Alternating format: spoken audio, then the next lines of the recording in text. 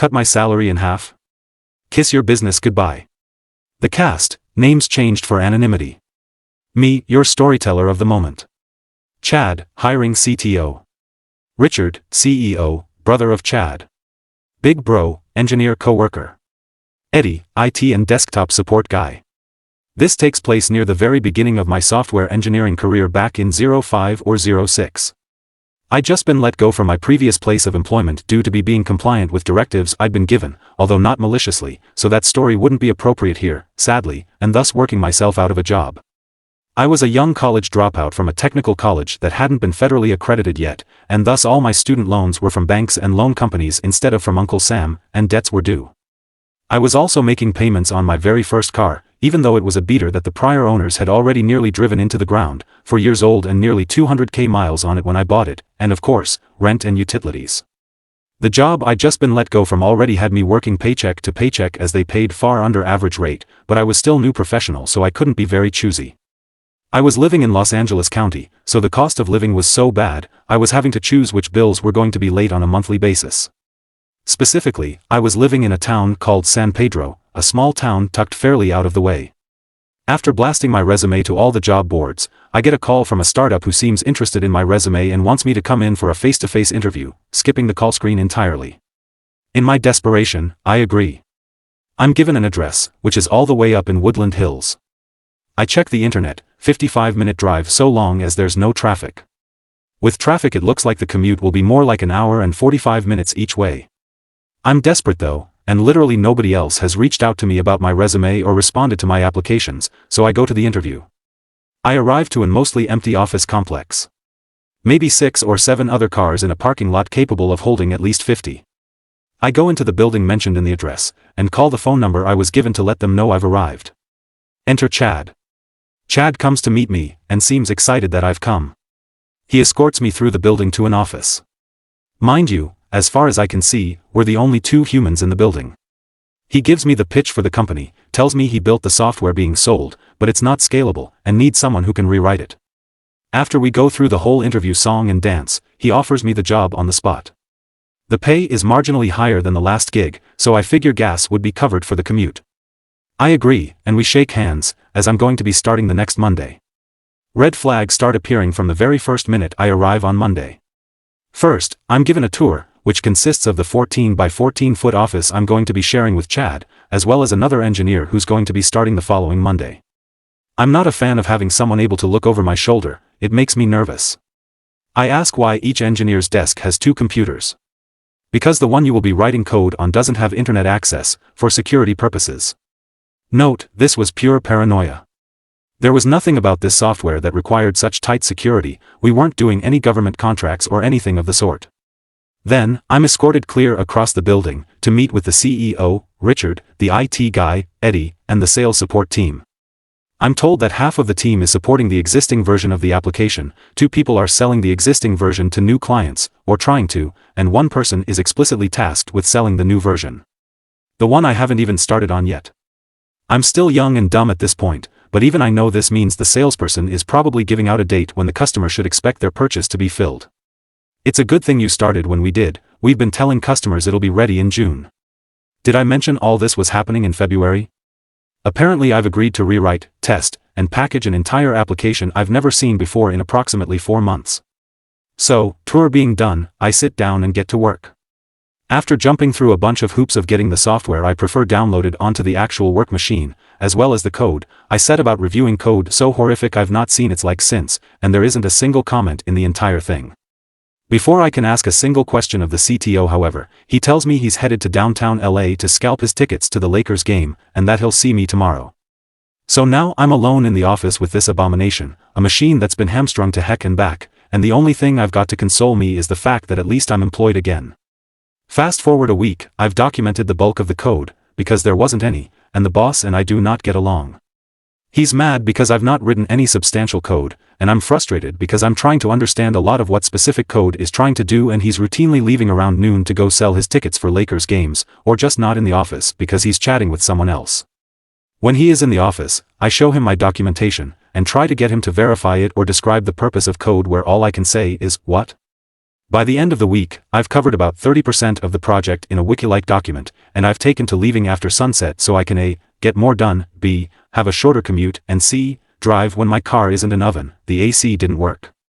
I've barely managed to convince the CTO that what I'm doing is necessary so the engineer starting the next Monday doesn't have to do anywhere near the same crap I've got, which would make us a more efficient team.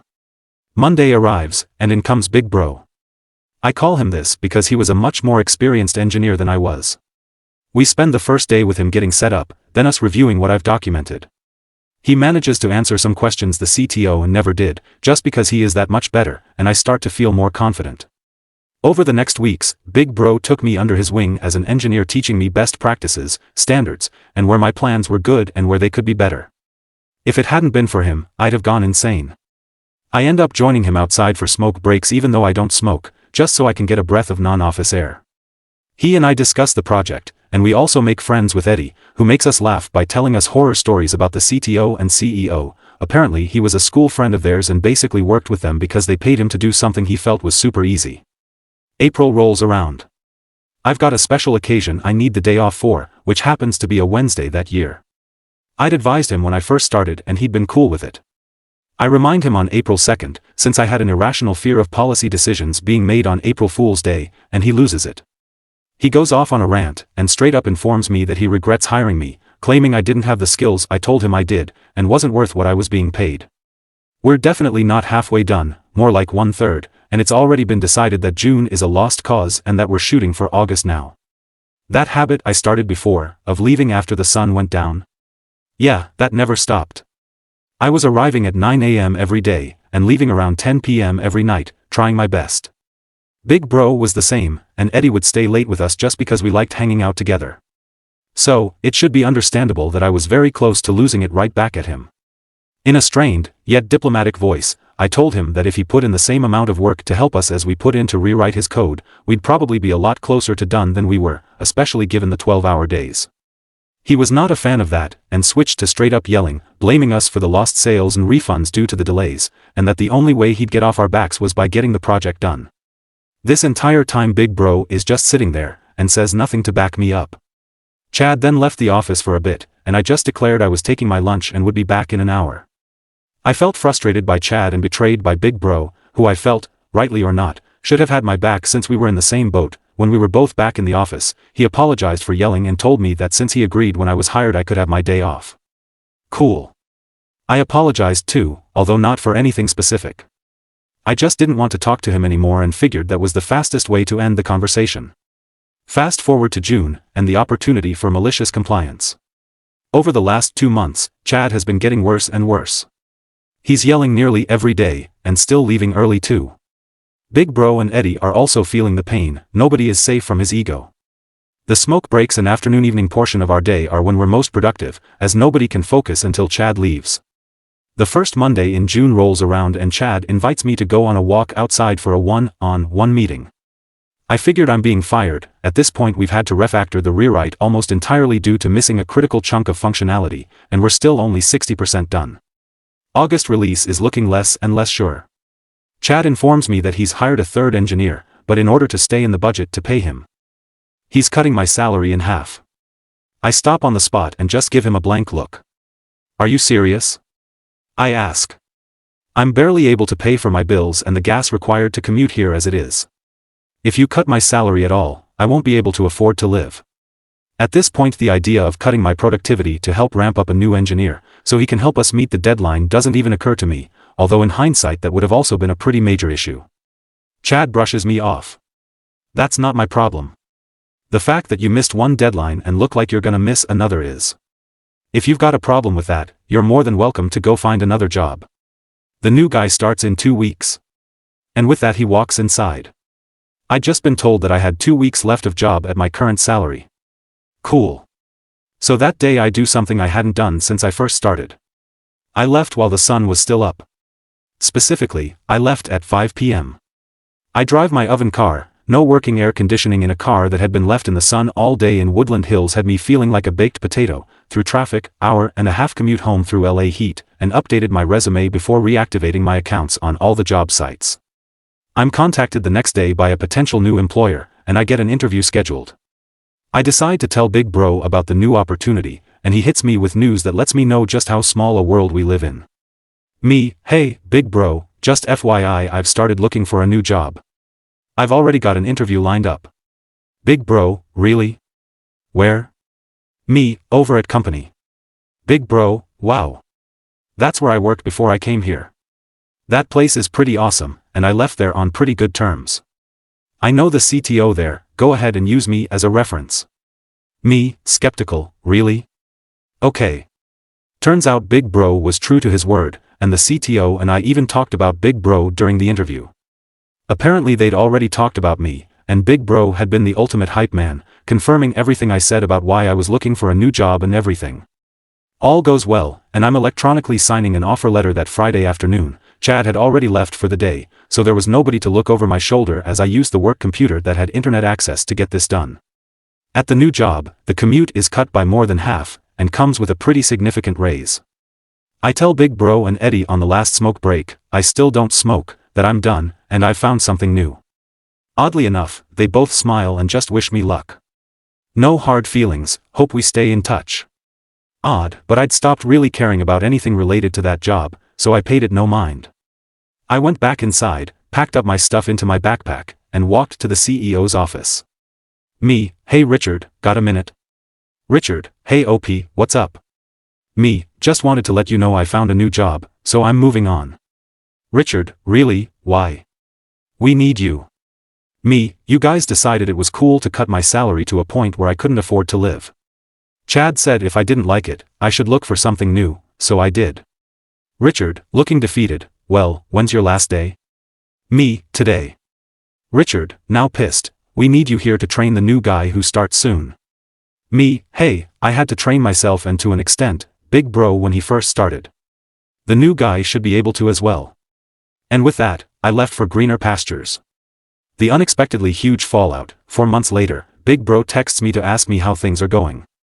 I tell him things are great, and we schedule a lunchtime call because apparently things have gone sideways in a huge way. Part 1, apparently Chad came in on Monday almost violently angry, and demands Eddie reimage my work machine first thing in the morning, which erases everything I'd left on there. Big Bro comes in an hour later, and he and Chad discuss the new timeline for the project. Somewhere in there apparently Big Bro asks Chad to log into the admin account on my old work machine so he can pull the documents I'd accumulated about the planned architecture, the existing code, meeting notes etc. Chad answers by apparently punching a hole in the wall, and leaving for the day, probably to go to the hospital to deal with his hand, at 10:30 in the morning. Big Bro then spends the rest of that week ostensibly working on recreating the documentation from scratch. Part 2, when I asked how the new guy handled the new documentation, Big Bro laughed and told me there never was any documentation. Apparently he and Eddie had become really good friends in the months we worked there, to the point where they'd become roommates about a month before I left. More than that though, they decided to start a freelance consulting business together and only had to decide on when to make that their full-time jobs. Neither of them liked Chad much, and wanted to make their departure hurt as much as possible.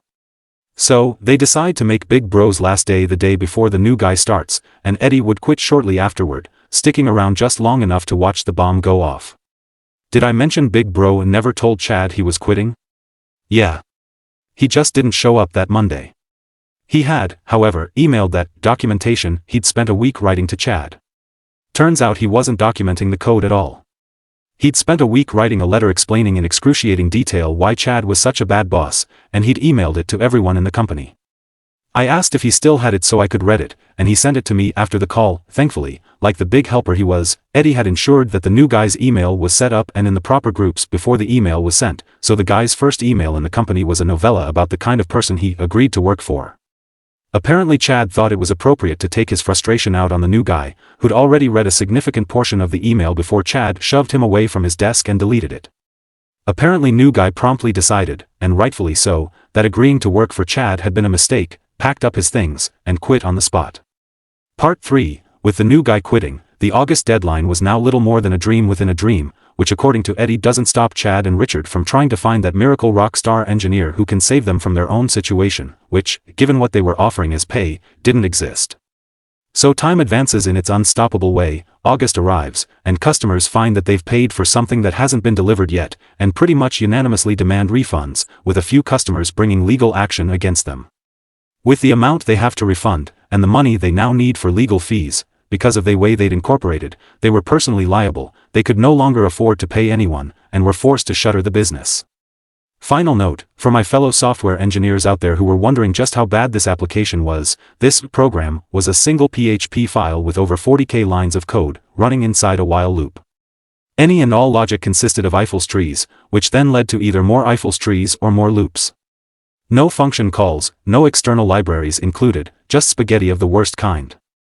Given the nature of the application, most critical logic had to be implemented in no less than 7 places, depending on where the execution was when the logic was needed. At worst the tab depth was something like 19 or 20 tabs deep. Update comment. Why did Big Bro leave company to work for the startup? DACA wasn't a thing yet, and while company was also technically a startup, it was further along in terms of getting investors, backers, and interest in people looking to acquire it. When it got to a certain point, he was forced out due to bureaucracy so that the accounting books would look clean. Apparently this was expected and they parted on amicable terms. Similarly, Chad was willing to overlook certain issues related to Big Bro's current situation, and I'd speculate that it's because it let him save on paying certain taxes. It's also why I think him and Eddie starting a business together was probably the best possible end scenario for them. What was the application designed to do? I replied to this explicitly in a comment, but I'm also gonna answer it here. It wasn't government work or otherwise super classified, but the industry was niche enough that if I described the software, it would definitely be enough information to identify everyone involved. Since I don't want to do that, I unfortunately have to be that guy and leave it vague. Why did you stay as long as you did? Why didn't you quit? For about the first 2 months, I stayed out of fear of not being able to pay my bills. I was spending lunch breaks on my cell phone fending off debt collectors and scheduling payment plans. After that, my reason for staying was almost entirely so I could learn as much as I could from Big Bro. He was a treasure trove of software engineering experience. Why didn't you rewrite the code from scratch? Why not just get the requirements from the boss and build a whole new application? Yes, this is 2 questions, but they're fairly well linked, so I'm going to answer them together as best I can. First, this story is from the very beginning of my software engineering career, and at the time I was very inexperienced. I wasn't a software architect yet, I was a college dropout who was still trying to learn how to be a professional programmer. Second, while I was fully capable of writing code, the actual industry and problem space were something I'd never dealt with directly before, and so I was having to learn about that in detail pretty much on the fly. Third, Chad was very unhelpful. If he was around so I could ask questions, his answers would range from, just EAD the code, to, how do you not know that, it's super basic. It wasn't. Basically he'd written the thing in a language he didn't know, apparently teaching himself as he went along. After that, he had his title of CTO, which to him meant, I don't write code anymore, that's why I have employees. So everything I needed to learn about the code and the problem space, I had to derive from the code itself. This is mostly why I call Big Bro, Big Bro. He knew how to do this better than I did, and in fact I credit the core of my current skills on this now to his original lessons. Finally, as far as rewriting the application from scratch, this is ultimately what Big Bro and I attempted to do. Pulling the core logic out wasn't exactly easy, as it was spread out over pretty much the entire code base. Certain features existed in multiple places with minor variation, due to the expected conditions of the application when execution hit that point in the loop, and having to understand the differences in each variation so as to understand the expected inputs and outputs made writing the new version a pain in the butt. Hence why, about halfway through, when we learned we'd missed a pretty critical chunk of logic that forced us to refactor nearly all of what we'd written to that point. Could you post this over on Pro Revenge? I'm not sure this would qualify from my perspective. Maybe if I took some pretty heavy poetic license, added some fiction, and rewrote it from Big Bro's point of view, I could make it fit there. Without that though, the fact that the fallout from my compliance was so huge was largely a result of coincidental moves from Eddie and Big Bro in combination with my malicious compliance, and not something we coordinated. Do you still have the letter? I want to see it. I don't, and even if I did I wouldn't be willing to post it here due to concerns about identity protection. It's easy to imagine what was in it, though. Imagine you're writing a letter to Chad, start it off with an intro saying, hey, I think you're a bad boss, here's the list of reasons why, and itemizing every crap thing I've described here with evidence of dates, times, and fully fleshed out reasons as to why it's bad, with detail so in-depth that it took most of a week to write and revise.